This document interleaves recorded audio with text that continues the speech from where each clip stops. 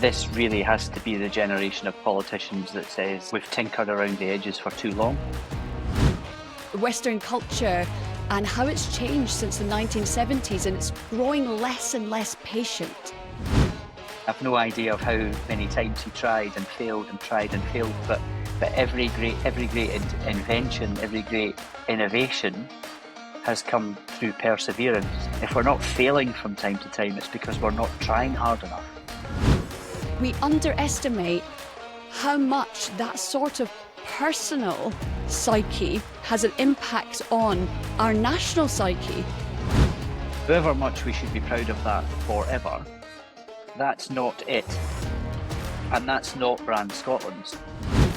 We're not just a historical powerhouse here in Scotland. We've actually got a hell of a lot going on here, and we should be making the most of it.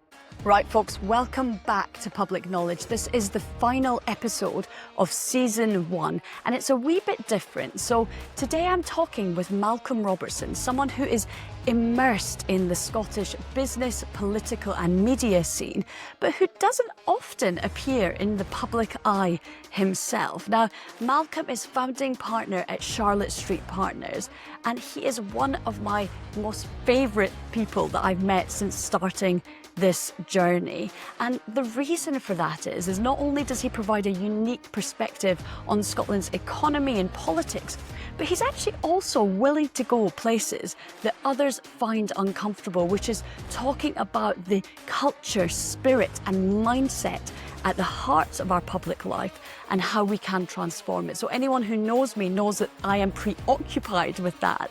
So you can tell why I like talking with him so much. So today expect less facts and figures, but more of an inquiry into the pioneering spirit of Scotland's past, how that spirit is bubbling up in Scotland's present, and how we can grasp that spirit to unlock Scotland's brighter future. So enjoy. Since I moved back to Edinburgh 4 years ago, and I've been digging into how to get the country firing on all cylinders again, and no joke, everyone says, well, you've got to speak to Malcolm Robertson. I'm like, who is this guy, right? So I've been desperate to talk to you. But if the average person, the listener, goes onto Google, does a search for Malcolm Robertson, they're not going to find obvious clues. So tell them, why does everybody want to speak to you? Yeah, well, I don't know if they do, so I'm just going to have to take your word for it. It's true. I think I don't honestly know. I think I've got to a point in my life where I've seen a lot. I've been around Scottish politics a lot. I care deeply and passionately about the country. I think we've punched so far above our weight for generations, hundreds of years. If you look at Scotland on a globe, as I used to do with my children when they were young, it's a tiny little place, absolutely tiny. And you think about all of the contribution that we've made to the world. So I'm passionate about Scotland and about changing this place, and for us to get back to that sense that we are leaders. We're punching above our weight. And maybe I've just got to a point where I'm a little bit more forthright, and I'm a little bit more candid, and strident in my views, and wanting all politicians to do better, regardless of who they are and what colour of tie they wear or what colour of rosette they wear. So I was at an event the other night where I was saying, and I genuinely believe this, that I think we should be kinder to our politicians, and we should give them the space that they need to do the things that they need to do, to have the bravery to make difficult decisions. But we should only tolerate that. We should only tolerate them if they are willing to be brave and courageous and do the things that need to be done, because quite a lot is broken, and I think we all know that.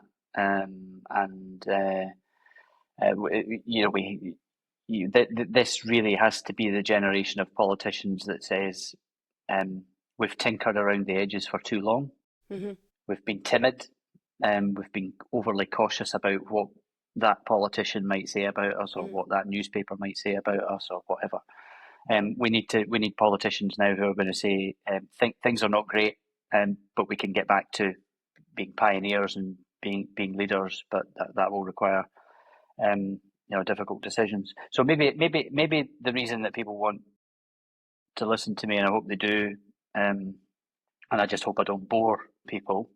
And I am conscious that with my team here at Charlotte Street, I do say the same things quite often, and I can almost hear their eyes rolling beside me as I say it. So maybe that's it, and that's how this conversation started, isn't it? Yep. It's just we get I get quite exercised about the opportunity and changing the story, really. Yeah. We need to be far more upbeat. We need to be far more positive. Too much of the sort of prevailing narrative around a whole swathes of Scottish society is inherently negative, and we need to change that. Well, I think that is really where we connected, wasn't it? Because both of us see the potential of what's out there in Scotland, but also that it's not necessarily coming to the fore. And actually, that's why you are so interesting, because in a way, you've got front row seat to what is going on in businesses and in parts of the country that, it's not making the headlines, it's not getting into the papers. So can you give us a sense of what you see in terms of the potential? Because we're not just a historical powerhouse here in Scotland. We've actually got a hell of a lot going on here, and we should be making the most of it. Yeah, I think it's difficult to know where to begin. There are some really, really brilliant things happening on our doorstep. Whether it's in the energy sector, and we've been fortunate enough to have a ringside seat, as you say, with working with Petroineos at Grangemouth, and trying to imagine what the future of that site might look like. It's enormously exciting. I can't say too much about it because it's not for me to do that. But there are some just mind-blowing things going on there that will require politicians to be courageous. Back to that point that I made. And then a few weeks ago I was at an investor presentation for a business in Edinburgh, and there were 3 different organisations all working in the sort of biosciences. And you're sitting in front of people who are in their late 20s, who are the founders and the CEOs of these relatively small startups, some of which are spin outs from universities, that are doing extraordinary things in terms of stroke rehabilitation, for example. And I came out of that. I came out of that session having heard from 3 chief executives about the journey that they're on, and the journey is, what's the common thread that runs through it is that these businesses are going to be extremely valuable in the next few years, but they're just doing brilliant things. They're led by really entrepreneurial, curious people. But what was really interesting for me was they're doing all of it away from the prying eyes of the media and the politicians. It's almost as if they don't matter and they don't need to have these relationships. And that might be the case. It might be that people just, I think sometimes people look into our politics. You just go and have a little look in and you think, oh gosh, I don't like that very much. They're all just fighting. You don't blame them. They're all just fighting about stuff that doesn't really matter. Whereas actually they should be agreeing. There's much more that unites our politicians in this country than divides them. But yet they have they spend most of their time and energy on the bits that divide them. But I thought that was fascinating, and I came out of that event with a bit of a spring in my step, thinking, hey, it's not all bad. There's some really great things. And then you've got the universities consistently, performing brilliantly. You've got all sorts of businesses across not just the energy sector and the biosciences, but in other areas too, that are all doing really good and interesting things. I think business itself, so obviously I from time to time will give politicians a hard time for not properly understanding and engaging with business. but I am equally happy to challenge business to do more to represent itself well in public, to explain a little bit more about how business works and how a profitable business and a profitable private sector is in all of our interests. Yeah. I mean, it's so interesting what you say about those businesses, not wanting or just not feeling the need to engage with, say, the media or the politicians. And I guess it's a double-edged sword, isn't it? In the sense that if, they might get along fine just now doing what they're doing and not engaging. But the reality is if they aren't, then we're not hearing about it. And we're keeping these, actually, I think, quite damaging stereotypes about what Scotland is good for and what sectors we can or cannot flourish in. We're maintaining those stereotypes. We're not challenging them. And that's certainly been one of my frustrations, which is why I wanted to talk to you and others, is that getting this stuff known about all of the amazing activity bubbling under the surface, that is necessary in order to get the conditions right for these businesses to flourish in the future. Yeah, I think there's probably something around risk appetite. So if you are a relatively new business being led by somebody like these young chief executives, and you're doing really well, you might not necessarily be selling into the UK market. You might be more focused on what's happening in the US, for example. And you look at the media and you look at politics, you might be forgiven for taking a view that it's just too risky to get involved, and when you put your head above the parapet, you're there to be shot down. My concern with some of these businesses is that as they grow and as they scale, they will not be able to avoid the scrutiny of the outside world, and they will have to have a degree of resilience, and therefore they will have to start talking about what it is they do at some point. There's also probably something about it for me about the way we as people, the way we regard risk and the way we regard failure. And so I sometimes think that people imagine that John Logie Baird just, produced a box and put a bit of glass on the front of it, pressed a button, and the television went on. When and I've no idea of how many times he tried and failed and tried and failed, but every great invention, every great innovation has come through perseverance and through trying things. And if we're not failing from time to time, it's because we're not trying hard enough. And I think people have potentially become, and this applies to politicians too.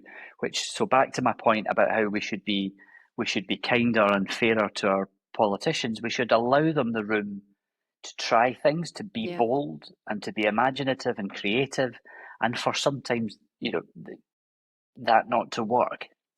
And that's not necessarily something that we need to chop them away at the legs for, or banish them to political oblivion. We should want politicians, especially now when the world is so difficult and uncertain and unpredictable, we should want politicians who are willing to say, actually, I'm not just going to tinker around the edges. I'm going to change things fundamentally. And we've got an election May next year, and I don't think it's good enough for the political leaders to go into that election and say we're just going to sort of steady as we go, keep our heads down, play around with this, play around with that. I think the winner of that election should really be somebody who's willing to say quite a lot in the country isn't working, and we need to fix it. And that's the thing. How do you get that balance right between, saying that quite a lot isn't working in the country and then being accused of, say, doing the country down versus calling that stuff out and having some solutions and wanting to make some headway to remedy it? What's the balance there? So one of the things that frustrates me a lot about the prevailing narrative in Scotland, and I have been guilty of this myself, is that we start with a complaint. We start with oh, this is broken. If you don't do this, this following things are going to happen. We're all doomed and all of that kind of nonsense. Whereas actually we have an opportunity. We have an unbelievable track record getting things done and of driving innovation and creativity and just being imaginative. And we're also just quite good. We actually have good fun at the same time. We're quite we've got a great lightness about us and sense of humour and perspective. So I guess I don't think it is inherently negative to actually just be honest about the things that we can all see in front of us. You're driving. I was driving to work this morning through Curry on the outskirts of Edinburgh, and it's it's like the part of the road's been carpet bombed. So we can all see the manifestation of priorities being elsewhere. Where yes, there's not an awful lot of money to go around, but that's a lot to do with political decision making and political priorities. So I don't think I don't have any issue with calling out some of the challenges that we face, but I do think we should be as a whole we should be much more positive and just focus on what the future looks like. But as I say, that it's going to require upfront. It's going to require a bit of courage, and for people to say, yeah, let's actually go and fix some of the things that are not working as well as they should, and then get us back onto an even keel. Right, well, let's talk about those things, yeah, because you and I have had a really great discussion before about tea towels on the Royal Mile, haven't we? And we've chatted about the fact that there are like long dead poets on there, and there are engineers and inventors from about 200 years ago. But what about what's going on now? Yeah, so let's talk about the positives. What do you want to see on the Royal Mile tea towels in 20, 30, 50 years' time? Tell us. Well, I want to see something different. Yeah. Is it good enough to think that in 50 or 100 years' time we're still selling the same tea towels with the television, the pneumatic tyre, and all that kind of stuff? However much we should be proud of that forever, that's not it, and that's not brand Scotland. So it's not just those sort of heritage innovations, if you like, and tartan and shortbread and whiskey and all that stuff that are the pillars of Scotland, past, present, and will be again in the future. But it's all of these other entrepreneurial endeavours that are going on around the energy sector, biosciences, the arts. I think we don't talk positively enough about the arts, and the enormous contribution that arts and culture make, not just to the sort of well-being and of people who are here, but also just what they do in terms of bringing visitors to the country. So, I mean, I've got no idea what will be on the tea towel in 50 or 100 years' time. I doubt that I'll be here to make a judgment on it, but I would certainly hope that it's something different. And actually, one of the things that you and I spoke about, Seppi, was some of my reflections when I do a lot of hill walking, as quite a lot of us do, just in terms of getting out of the city and into the countryside and into the mountains, where you get a completely different perspective on life. And there was one hill that I was going up near Loch Lomond, Ben Vorlich at Loch Lomond, and it's so steep that I had to stop every 5 minutes just to catch my breath and pretend that I was looking at the view. And fortunately, I'm only there with my dog, so she doesn't really She's not care. Judging you, and there's nobody else judging my fitness.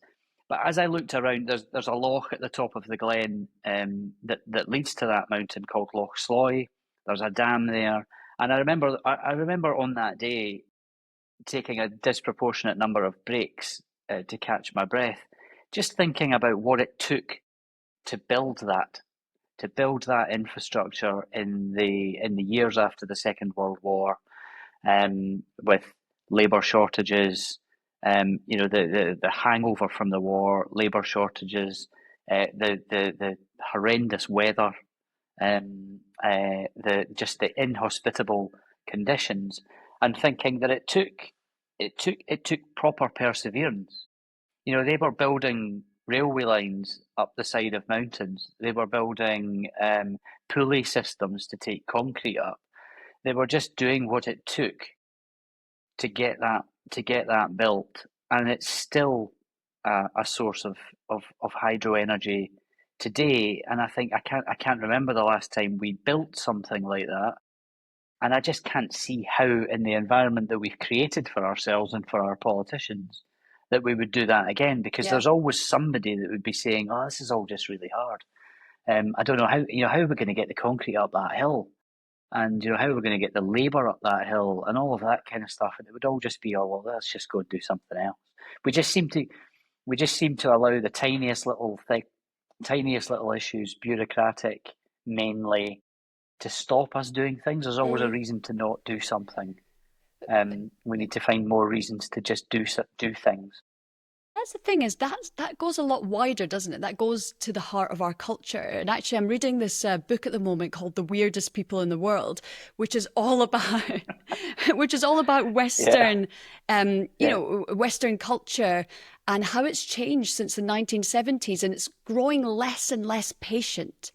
As individuals, we want more instant gratification, but also as societies, as political cultures, we're not willing to give that time for our politicians to develop the ideas and to build the infrastructure. And even when you look, say, for example, Ed Miliband is trying to build out the grid, for example, the electricity grid in the UK. And, Labour have been in government in the UK for, 8 months now?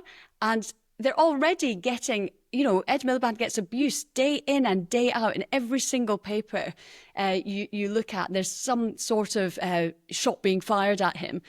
And they want it now, or they don't want it at all. So what is that? What can we do? Because I have some sympathy with the politicians who frankly don't seem to have a minute to focus on the task at hand when they're having to, bat off these constant attacks. Yeah. Well, I mean, I quite often describe short-termism as a disease that has infected, almost all aspects of public life, but particularly politics. So if you think about the electoral cycle, we have a general election every 5 years. We've now got ourselves into a situation where midway through a general election, a Westminster Parliament, we're going to have a Holyrood election, and so and nobody's arguing that we don't have these elections, right? But there has to be a better way, because we're giving our politicians no space, no room, no time to be bold and to do things like the grid is a brilliant example, and the way that politics is set up and how febrile it's become and how volatile the electorate is in terms of deciding, and being impatient, as you've said. 160 seat majority 10, 15 years ago would have meant guaranteed 2 terms. It doesn't guarantee you 2 terms now. If the electorate wants you out, as Keir Starmer and his team know, if they want you out at the next election, they'll vote you out at the next election. And there are some big risks to all of the mainstream politicians there. So I mean, I don't know what the answer to that is, other than potentially just having politicians who are less bothered about what their reputation looks like in the short term, and who are a little bit more focused on what their legacy might be. But it is inevitably going to require politicians to work across party boundaries, and for there to be much more consensus. The way that you guarantee, or as close to guarantee as you can, the delivery of big infrastructure, is to make sure it can withstand a change of government. Mm. Years and years ago, I worked in airports, and I spent a bit of time on the third runway at Heathrow. The last time it was politically fashionable for there to be one, and I remember being asked by, I think it was the editor of the Telegraph at the time, what will it take for this runway to be built? And my answer was political consensus. It will take and it was at that time, it will take the 3 main parties, which were Labour, Conservative and Lib Dems. It will take the 3 of them to agree that maybe 2 or 3 big pieces of infrastructure will be removed from politics and will just become part of the consensus that, we know that in 20, 30 years' time we need to build the following things. So I think there has to be a bit more collaboration. And then I just think we all need to occasionally lift our sights and look beyond the here and now. I still think politicians get far too bogged down in what's happening today. Yeah. And they don't sit back and think, well, what's actually going on that I need to be, what do I need to, what does a country look like in 3, 5, 10, 15 years' time? If you'll indulge me a moment or two on the third sector. So I chair 2 charity boards in Scotland. One is a board of trustees for Street Soccer Scotland, and the other is UNICEF. So I see the challenges at the sharp end of society. Gives you an enormous amount of perspective, but I also see the funding challenges in the third sector, and I think short-termism has crept into the funding model for the third sector such that we're trying to deal with intergenerational inequality and to try and make the world a better place, to try and reduce poverty, not just child poverty, but poverty in general. So having had those big, complex, macro, systemic political problems almost delegated or devolved down into the third sector, even though I might not agree necessarily that that's how it should work and that governments should do more themselves, I'm comfortable with that up to the point at which you fund us properly and get out of the way. Yeah. Or take all the obstacles, take the barriers away. But what tends to happen is government and other public sector bodies come along and say you can have a small amount of money and we need to understand what impact you're having over the next 6 months or a year. And the truth is, we can't possibly tell you what impact we're having. We can't possibly have an impact over that period of time. But if you fund the third sector properly and say we'll judge the success of these investments over 20, 30, 40 years' time, that's how you affect intergenerational change. Anyway, I'm rambling now. I think the point you've made there is super interesting, and it sort of permeates every aspect of our lives now where, rightly so in many ways, monitoring and evaluation and the data and everything has, become not just, important, but it's sort of become king, hasn't it, in almost everything we do, whether it's our kind of, personal goal setting or for our businesses and then for our country as well.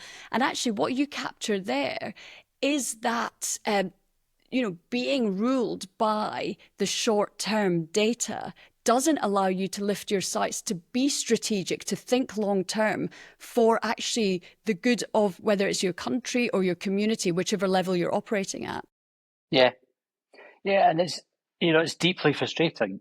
So I remember going to visit Sistema in the Rat Block in Stirling, which is near where I grew up. It's a charity that has used music, the power of music, and the orchestra model to bring a community together. And in such if you know the Rat Block in Stirling, you'll know the challenges it's faced over many years. And I grew up just a few miles from there. It's an utterly remarkable, it's an idea that I think came from Venezuela, and Bishop Richard Holloway and others brought it here. And I remember going to speak to Richard Holloway, and he was expressing just that level of frustration that you can maybe get a big piece of funding from the local authority or from central government, but you've almost immediately got some official with a clipboard saying, "Could you tell me what you've done with that money and what the impact might be?" And that is because in their minds they need to justify to the politicians with their short-term electoral cycle the success or otherwise of this investment. And we're maybe just not. I mean, it's never mind strategic. We're just not patient enough. We're not willing to invest in these communities and invest in these big transformational projects and then just let them do their thing. We seem to be much more agitated about, tell me now, Yeah. Like tell me tomorrow how you got on today, as opposed to just let's just wait and take a step back, let these organisations do their thing. And it's the same with it should really be the same with politics. We talk about politics far too much. Yeah. Do you not think? Yeah. Yeah. I mean, I can't remember. Yeah. Keir Starmer said something on the morning after the election that really stuck with me, which was that politics should tread more lightly on people's lives. I couldn't agree more. Mm. I don't know if it's a hangover from the pandemic, where we became, we looked to government to tell us what to do every day, or to just give us a bit of reassurance, tell us what we could do, what we couldn't do. They were bailing, they were bailing large parts of the economy and society out. I don't know if it's that, or if it's just that there are too many politicians. Is it social media? Is it? I don't know, but we just. I go to a lot of events, right? A lot of events with business. And one of there was one quite recently where we were talking about productivity, right? Quite a dry subject. And we got into this discussion. There were two men there from time, I would say from times gone by. I'll not name them because they might phone me up and say, "How dare you describe me as that?" But they were certainly sort of two generations ago chief executives of substantial businesses, and they were talking about the productivity challenges they faced back in the days that they were leading these companies. Neither of them mentioned the government. It was entirely a problem for them and their management teams and their people to solve. Whereas I think we look to government to solve all of our problems. And the truth is that it's never going to work like that. And it shouldn't work like that.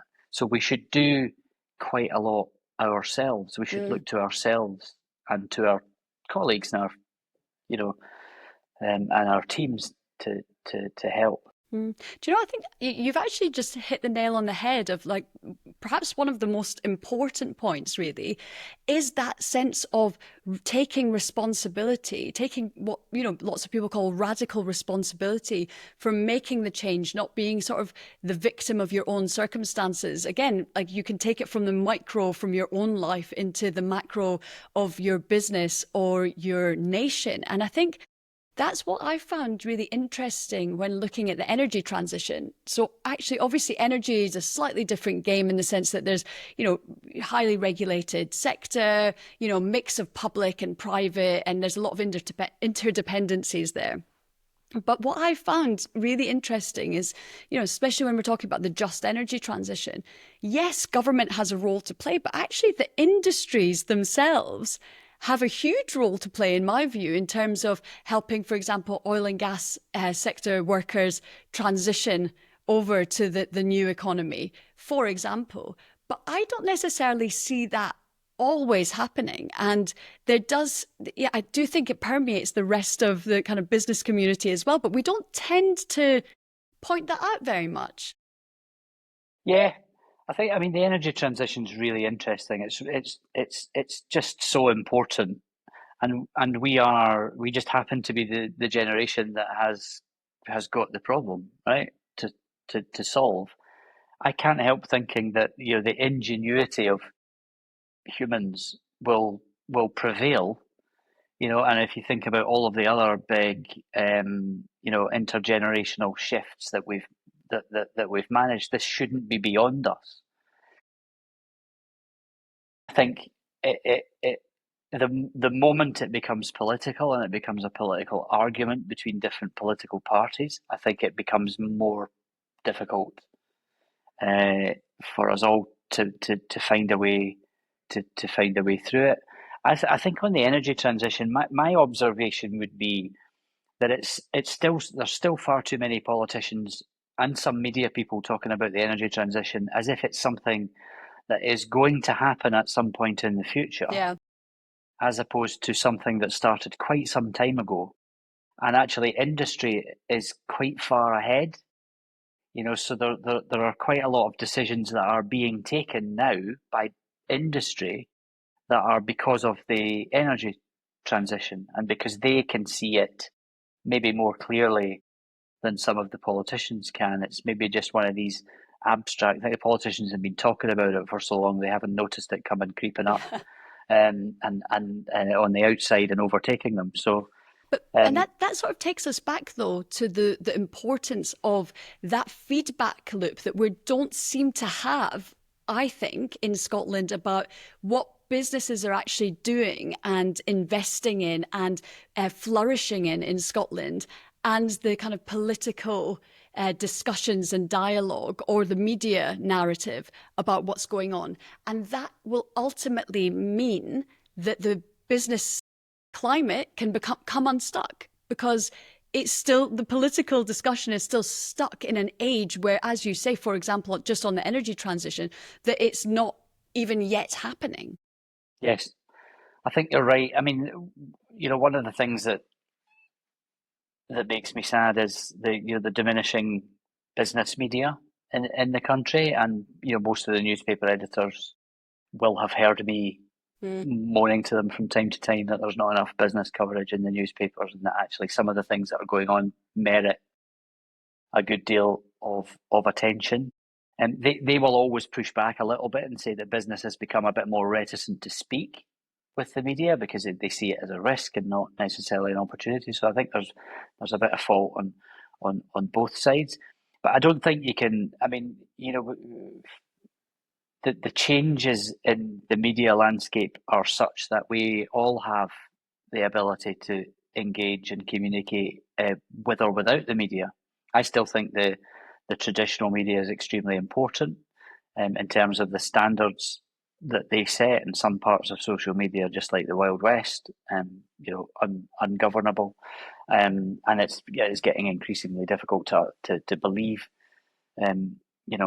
everything or anything that you see. But I definitely think that the challenge for the business sector, for the private sector in this country, is to better represent itself, not just to be seen criticising government when they don't like something that has happened, but explaining in crystal clear terms to people like us, people like the people that we know, the people that the very many friends I have who exist outside the sort of political and media bubble that I live in, just explain in simple terms to ordinary people why they should support business, why they would want business to succeed. Business, profitable businesses create good jobs. They create good, well-paid jobs that allow people to buy nice things like cars and houses and to to fund their lives. It also through taxation gives us more. It gives the politicians more to spend on the things that really matter in society. So more money redistributed to the people who need it most.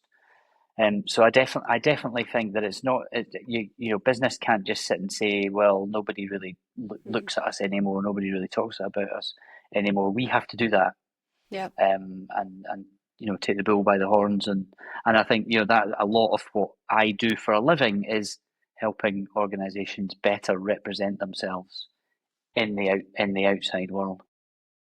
And so, taking that as a whole, we know that there's so many different moving parts about what needs to happen. But the point you made there about the fact that actually having successful, profitable businesses in Scotland, starting in Scotland, staying in Scotland, employing people in Scotland, and exporting their goods and value abroad fundamentally helps our economy as a whole. And I think that's the key thing, is there anything courageous or brave or long-term that our politicians need to do in order to improve that environment and make sure that those businesses set up here and stay here? Well, without getting into specifics, I think the job of the politicians should really be to set the policy and regulatory landscape. So if you get the policy landscape right, in which businesses can be successful, and then you have the right regulatory frameworks there, then that there comes a point, and I've said this to a few politicians, there comes a point where actually you can just go away and do something else at that point. So quite a lot of the time it is set the policy and regulatory landscape and then just get out of the way and be a facilitator. Just be a problem solver. I think that some of the best politicians in this country at the moment are these regional elected mayors in England who are conveners of interested parties, people who want to make their region a success. We should do more of that in this country. How do we create a bigger team, so that we're a relatively small company. If you want to attract inward investment, the starting point should be, yes, we want your investment. Yes, we want you to come and develop this industrial site or this company or this facility. So the starting point is yes, and then let's work through the detail of it. I get the feeling that in some places in Scotland, the starting point is no, and then it's like, well, and here are the 45 obstacles that you must cross if you want to come here. And actually, capital is one of the most mobile things on the planet. So actually, I think there's a danger that over sort of a generation or so, we just become harder and harder to invest in. There are always better, or there will be better options. We need to be the best option. We need to be the people who are saying, in you come. Come away, as my gran used to say. in you come. But let's go into a couple of specifics there. So in you come, what do you want to see a politician, why? Well, first of all, why are they starting some of these places with no? Do you think it's culture? Do you think it's mindset? Do you think it's a misunderstanding of the value that business brings to the country? It's probably all of those things, but I think it has become a bit of a sort of culture thing. It's become a bit of a mindset. Take no risks. We've been involved in some projects that have been held up, tens of millions of pounds of investment that are being held up by single individuals in non-departmental government bodies. And one of the problems there, I think, is that without there being a sort of overarching strategy for the country, and then regionally as well, I think let's not get into the 32 local authority debate. But there are far too many councils. We should have a much more strategic regional approach. Without those strategies in place, it's very difficult for people to make individual decisions that point to something. So they're almost given a license to make whatever decision they personally feel is the right one. I think there's also a bit of a hangover from the pandemic, and that too many people are working at home. And for that reason, they don't necessarily have if you're sitting next to me, Seppi, I might say, look, I've got this really tough decision to take. This is where I'm heading. What do you think? I think we've lost a bit of the, I don't know whether it's just pragmatism or just reflection in the kind of like we make just too many decisions in isolation. But yeah. No, it's you could you could look at it as a problem, but again, I would rather see it as just a challenge that can be overcome. It should be overcome very easily. If we don't do it, we know that there are people elsewhere that are doing it really, really well, and they're our competition. So if we don't do it, there will be consequences over the long term. Who could we learn from? You've mentioned the mayors in some of the English cities. Yeah, I think we could learn from Andy Burnham's the obvious one, right? So there'll be people watching this who roll their eyes because they always hear about Andy Burnham, but he operates from a single floor of a high rise in Manchester, and he is a convener of people who want to do things. So he's got a great reputation for being the one who says, yeah, you want to develop that heritage building? Yeah, we can make that happen. What do you need? Do you need architects? Do you need, what kind of advisors do you need? We can introduce you to this, that, and the next thing. So that there are some really good examples. I would imagine there are some great examples elsewhere in Europe. If we don't necessarily, if we don't for whatever reason want to look to England for the good examples, we could look to Europe, and to other places. I think that I go to the Hebrides a lot because I've got family connections with two places, Isla and Iona, and I spend a bit of time in both of these places every year. Iona in particular is a tiny island. It's 3 miles long and a mile wide. 150 people there. If you could bottle the entrepreneurial spirit and the productivity of the people that live on that island and bring it to Edinburgh and let it loose in St Andrew's House or Victoria Quay or wherever, I think this country would be firing on all cylinders, which goes right back to your original point. Mm-hmm. So I see that that mindset exists in certain places where it's how do you do things.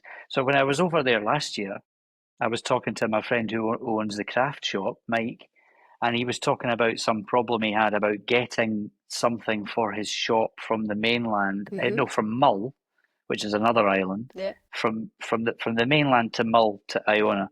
And it was one of these, as he told the story, it was one of those ones where I thought I would almost certainly have given up a third of the way into that, and I would have gone and I would have picked up the phone to hire somebody with a van. Yeah. He was able to just piece all of the things together that he needed, right down to a tractor, a tow bar, a trailer, all of that, and just resolve it there and then. Yeah. And I think that it would never cross their mind to just stop and think, well, actually, I'll get a guy to do that, and I'll do it in 2 or 3 weeks' time. He was going to do it that day, and I think there are other brilliant examples of where they're pioneering. They're pioneering a district heating system on that island. Everything's made more difficult when it gets to the mainland and when it gets to the decision makers, particularly in government. So there are parts of this country that we should be really proud of and really impressed by the entrepreneurialism and the creativity that's going on there. Quite often, the frustration for me is that they have that energy beaten out of them at some point in the process when they go and ask for a bit of support from the public sector. But that's actually where we should be looking. Yeah. I would want our politicians to be. I would want them to be studying these places rather than just going on holiday to them and regarding them as sort of postcards. And so just coming towards the end of our session, in terms of, a few of the key areas that you're most excited about in the next few years, in the things that could have the most transformational impact you feel on Scotland and the Scottish business scene, do you want to just name a few that we should be watching out for and where we should start digging into on the Public Knowledge podcast? I think let's start with energy. So I sort of mentioned that we have, as a business, we've been working with Petroenios and everybody associated with these projects knows that, doing a large part of the media interface. I think you should pay close attention to how that project is taken forward, because it will ultimately be for government to do that. So I think that's really, really exciting, in terms of just reimagining what our industrial strategy looks like, and actually just having an industrial strategy, because it doesn't feel like we have a strategy. It's one thing we didn't get into discussing was the number of strategies that are not actually strategies. So we need a few that are. I think there's a real opportunity for all sectors of society to change the narrative, to change the way we speak. And I've spoken to quite a few sectors about this. YouGov tracks Britain's mood on a weekly basis, and it's on the front page of their website, and it's worth going and having a little play around with the charts. Suffice to say, we're unhappy, we're pessimistic, we're bored, we're lonely, we're frustrated as a country, so So if that's the starting point, Yeah. my argument is we all need cheered up. Yeah. We all need to feel that there's a bit of hope. And I think if you look at what's happening in America right now, and Donald Trump talks about the golden age of America, and we all as a sort of establishment class roll our eyes and say, oh, it's Donald Trump, the golden age of America, what a load of nonsense. And it might turn out to be nonsense. However, he's tapped into something. Millions and millions of people believe him. His popularity is really strong. As there was a poll today. I think it's very easy for us to look down our noses at people like that and imagine that they are creatures of what we describe as the far right, and that they are not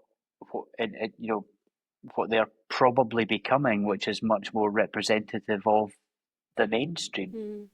I think right and left have moved around a bit, or the extremes have moved around a bit. But we are potentially by tinkering around the edges and not being bold and not being courageous. Yeah. I think we're allowing people like that to come in and say, well, I'll offer something different. So the gap in the market, if you like, is for a politician to come along and say, yes, things are difficult, right? And we have to fix certain things. We're all going to do that as a sort of collective. But after that, we have so much potential. We have so much going for us. We're desperately needing things to cheer us up. Yeah. I talked to the Edinburgh festivals about being less. If you don't do the following things, it's all going to go pear-shaped. Festivals will close down, or will close down social programs or whatever. Start with the positive. Start with the way that these festivals make people feel. We want to be entertained. We want to be happy. We're just, everybody feels the same way. So I think the biggest opportunity is for us to change, to change the narrative. And as I said earlier on, I've been guilty of this myself. Being a little bit too moany. Yeah, but look, haven't we and I'm all? trying to be. Yeah, I think we Haven't we have, all? And I think because it's tough. But also, it even comes down to how we answer the question, how are you doing? Like the most of the people, I mean, honestly, this is why I love these conversations, because I feel like every single thing we talk about can be practiced on a personal level, at a family level, at a community level, at national level. So if someone asks me, how are you doing? I say, I'm great. I'm doing great. Yeah. And actually, it sort of takes people aback a little bit, because here in Scotland, if you're viewing this from outside of Scotland, you might not know that most of the time we say, aye, not bad, or surviving, or doing away, And it's like, surviving. No, we're thriving, or we could be thriving. And for me, I think that we underestimate how much that sort of personal psyche has an impact on our national psyche and our national prospects. And I think, people might laugh or scoff when I say that, but I just think actually, like, it literally starts inside of you, and how excited you can be and where you can see the opportunities. Even when we look at AI, it can be scary. It is potentially very scary. But also, if we just focus on all of that, we're not going to be able to use it to transform our societies for the better. And you could just see that in every single part. You see it in the wars happening in the energy transition, et cetera, et cetera. So I think that's where it really starts for all of us. And being able to have that like reverberating out into the national psyche would be one hell of a thing. It definitely would, and there's a whole other conversation that I'm not going to start, but about the language that we use. So just that point that you made there about surviving, it's just, isn't it hilarious that we would even suggest that our sort of daily state is survival. I think that one of the things that's intrigued me a bit about politics and public life over the last few years is the increase in the language of violence. And again, I think we've probably all been guilty of that. But sometimes the language that we use is so harsh. We could just be a little bit more gentle. And the analogies that we use are sometimes just like, sometimes I sort of look at folk and think, wow, why have you just said that? we're a bit, you and I are a bit like amateur psychologists. Listen, but this is important. Listen, this is important, and I'm actually gonna pause us here for a minute and put a pin in this, because people laugh when some people laugh. Some people in politics laugh when you try to bring the spiritual and the psychological into a discussion about our public life. A lot of people say it's got no place, and I disagree. I think it's absolutely at the core of that. I suspect you kind of agree with me on that. And I do want to pause on this, because I think people listening to this podcast would agree, because frankly, isn't it just common sense? It's common sense that how you speak, how you interact with yourself, with your family members, your community, your colleagues, it's common sense. And most people would see it as common sense that impacts on how you would govern a country or run a company.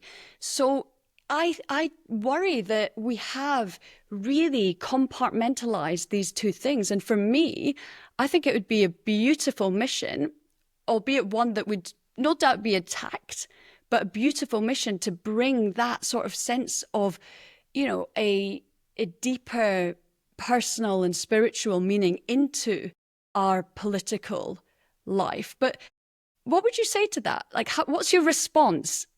Do you feel like, because a lot of people can feel quite frightened about that. They think immediately about maybe, like religious fundamentalists or whatnot. And I think, but it's important. It is important. And I think, the starting point should just really be, we should be much more mindful of the words that we use. And that the impact that those words have. So that famous old saying that I might not remember exactly what it was you said, or what you did, but I will always remember the way it made me feel. And I think we've all got examples in our lives of the things that have happened and the things that have been said. I think and those of us in leadership positions, and I'm just in a leadership position here and in a couple of other organisations, we have to be really mindful of the impact of the things that we say and the way that we say them. So we don't need to necessarily get into a conversation about deep spirituality, but it should just, the starting point should be, as you say, it's common sense. It's just about being much more aware of the things that we do and how they create perceptions. A lot of what I do is helping understand people, or helping companies and individuals understand why people think the way they do about them. My reputation is 100% my responsibility. So the things I do, the way I speak, the way I dress, the way I sort of just carry myself and conduct myself, all adds up to my reputation. Mm-hmm. And so I can, and I talk to school children about this quite a lot, because I'm part of a charity that goes out to speak to schools. It's just be really conscious of how others see you and the impact you have on yourself. It's no use if I walk in the morning and everybody says to me, "God, you're a right grump. You're really angry," and all of that. I can't then just say, "No, you're all wrong." They've come up. They have said that for a reason, and it's probably because I have been exhibiting signs of the things that they have said.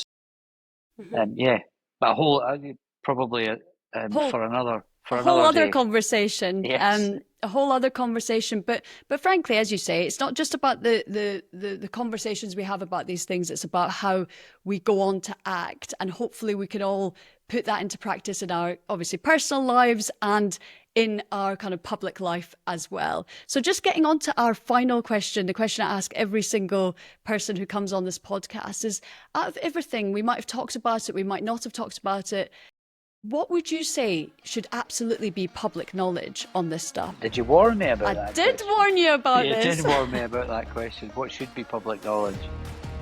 I think, so much of what we've talked about, it should be talked about more often. I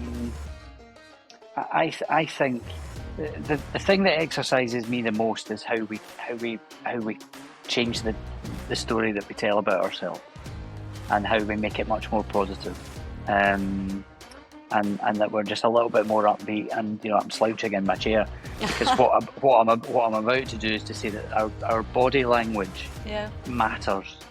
We need to hold ourselves like the people, the leaders that we want to be. I quite often say to institutions, and I've said this to politicians over the years as well, you should engage and communicate like the institution or the leader that you want to become, and not necessarily the one that you are now. So I don't know. That's I think I've avoided your question quite nicely there. No, but I think I think the point to me feels also relevant to the nation is, let's behave like we still are that nation of pioneers, of innovators, of entrepreneurs, that we can continue to be on this journey, and that in 50 years' time maybe there will be some really incredible, remarkable achievements on those Royal Mile tea towels. Indeed.